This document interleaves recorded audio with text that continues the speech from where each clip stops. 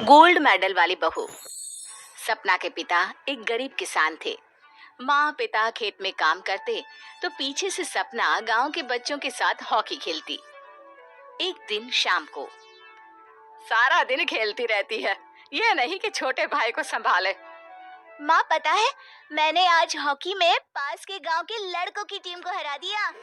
अरे वाह वाह मेरी बेटी, शाबाश। ये लेकर रुपया, जा जाकर टॉफी खा ले। सपना खुशी से पिता के गले लग जाती है और बाहर चली जाती है। अरे तुम इसको बिगाड़ रहे हो, मैं ना इसकी शादी ही करा दूंगी। ऐसा कैसे शादी करा देगी? हाँ, अभी तो उम्र खेलने की है। माँ बड़बड़ करती वहां से निकल जाती है। लेकिन शाम को उन लोगों के घर कुछ लोग आते हैं। अरे राम सुखिया, जरा ये तो बतलाओ, सपना के बारे में क्या सोचा है? अरे क्या सोचना है मास्टर जी, पढ़ रही है, जितना पढ़ सकती है पढ़े, फिर शादी करवा देंगे, कोई अच्छा सा गांव का ही लड़का देख लेंगे। अरे तुम तो उसके पिता हो, तुमको कुछ नहीं पता? माँ घबरा जाती है। अरे का मास्टर जी, का पता नहीं, का हो गया? हम तो इनसे पहले ही बोल रहे थे कि लड़की की जात है, संभाल लो। अरे भाभी जी, आप भी ना कभी अच्छा भी सोच लिया करो। अरे सपना क्या खेलती है हॉकी, बड़े से बड़े आदमी भी नहीं जीत पाते हैं उससे। कल गांव में एक टीम आ रही है, लड़कियों की हॉकी खेलने उसे भेज देना, वहां शायद कुछ बात बन जाए। अरे ना ना मास्टर जी, कोई खेल वेल नहीं करवाना है हम लोगों को, वो भी शहर के लोगों के साथ तो बिल्कुल भी ना।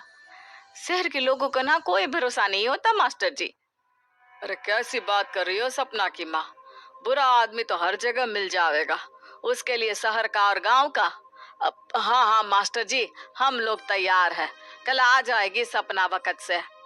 माँ के लाख मना करने पर भी पिता सपना को हॉकी टीम के लिए भेज देते हैं। शाम को सपना वापस आती है, लेकिन लट के मुंह से। और क्या हो गया, मार खाई हो का? कौन मारेगा, कौन मारेगा हमें? कोई मार वार खाकर नहीं आए। अरे फिर शकल पर 12 क्यों बजे है, बताओगी? देखो माँ, आप समझोगी नहीं, बताकर फायदा क्या है? अरे बिटिया रानी, हम तो समझेंगे ना, हमें ही बता दे। सपना पापा के गले लग जाती है। पापा, मैं ना सिलेक्ट हो गई हूँ भारत की हॉकी टीम में खेलने के लिए। अरे वाह, ये तो बहुत ही खुशी की बात है मेरे बच्चे। फिर मेरी गुड़िया काहे परेशान है? पापा, मुझे दिल्ली जाना पड़ेगा आगे की प्रैक्टिस के लिए। माँ जो सारी बात सुन रही होती है, जोर से चिल्लाती है।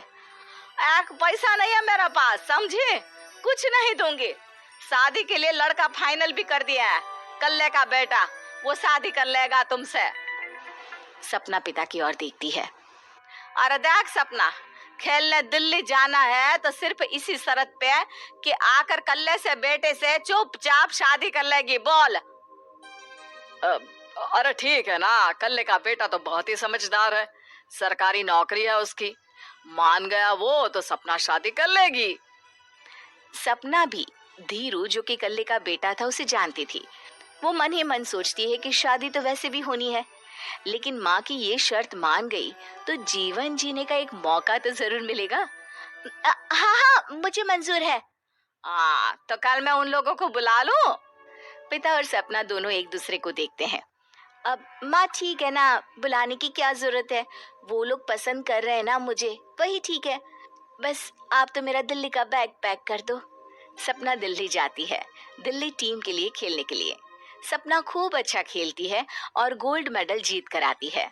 जब वो गांव आती है तो उसका जोरदार स्वागत होता है। हर कोई सपना सपना चिल्ला रहा होता है। और सपना के पापा, तुम्हारी बेटी ने तो गांव का नाम रोशन कर दिया है। गांव की तरफ से तुम लोगों को गांव में पक्का मकान और सपना को परिषद में पक्की नौकरी देने के लिए हम तैयार हैं। अरे वाह वाह, पक्का मकान, ये तो बहुत अच्छी बात है, लेकिन सपना की नौकरी नहीं चाहिए हमें। हाँ, कैसी बात कर रही हो सपना की माँ, लड़की की नौकरी रहेगी तो अपने पैरों पर खड़ी रहेगी, किसी के आगे झुकने की जरूरत ना पड़ेगी। अरे चुप रहो, हम तो नौकरी ना करते हैं, पर मजाल है कि किसी के आगे झुके हो। ना ना, हमारी बेटी नौकरी नहीं करेगी। पिता लाख समझाते हैं लेकिन माँ नहीं मानती। और फिर वो दिन भी आ जाता है जब सपना को अपने कहे अनुसार लड़के से शादी भी करनी पड़ती है ससुराल में। ए बहू, तू रोज रोज सुबह कहाँ जाती है? घर का सारा काम निपटा कर कहाँ भागती है? माँ का घर तो पास ही है, वहीं निकल जाती है क्या?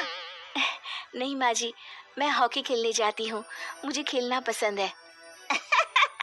खेलना पसंद है? अरे कैसी बात कर रही है बहू, शादी के बाद तो कोई लड़की खेलती फैलती नहीं है, वो घर का काम काज देखती है। सपना कुछ नहीं कहती। वो एक रोज कमरे में अपनी अलमारी ठीक कर रही होती है कि तब सुनो, वो जो लटक रहा है ना, क्या बोलते हैं उसे? मेडल? सपना पति की बात सुनकर खुश हो जाती है, उनके पास जाती है। मैं सोच ही रही थी कि तुमने कभी पूछा क्यों नहीं। ये मेडल है, मैंने जीता है।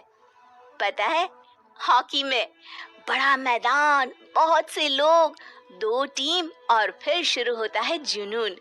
पता है, लगता है जैसे बस जिंदगी यही है, खेलते रहो, भागते रहो, दौड़ते रहो और लक्ष्य को पालो। सुनो ना, मैं ना भारतीय टीम के लिए खेलना चाहती हूँ। माँ, माँ, ए माँ, यहाँ तो आ जरा। सपना हैरान हो जाती है कि ये क्या हो गया, पति अचानक से माँ को क्यों बुला रहा है। हाँ बेटा, क्या क्या हो गया? काहे गला फाड़ रहे हो? माँ, ये सपना क्या कह रही है? अरे बीवी तो बोलती ही रहती है बेटा, लेकिन क्या हो गया, चिल्ला क्यों रहे हो? ऐसा क्या बोल दिया इसने? माँ ये बोल रही है कि इसको खेलना है भारतीय टीम के लिए। सपना डर जाती है।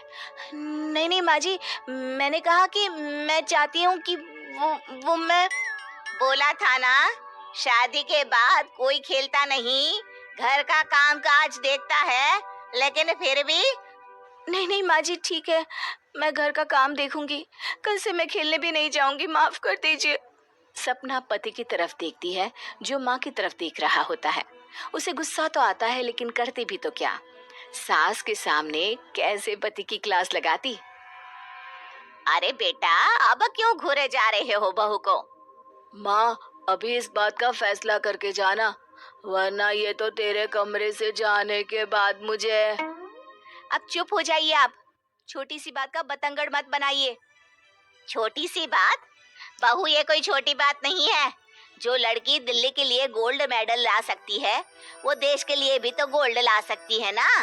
हम लोगों को किसी चीज की कमी नहीं है बहू, घर का काम तो कोई भी कर लेगा, लेकिन देश का नाम रोशन करने के लिए सपना चाहिए। जा बहू, तेरी ट्रेनिंग का सारा इंतजाम तेरे पति ने कर दिया है, जा खेल और देश का नाम रोशन कर। सपना की आंख में आंसू आ जाते हैं। वो सोचती है कि बेटियों को मायके के साथ अगर ससुराल में भी सहयोग मिले तो ऐसा कोई काम नहीं जो वो नहीं कर सकती है।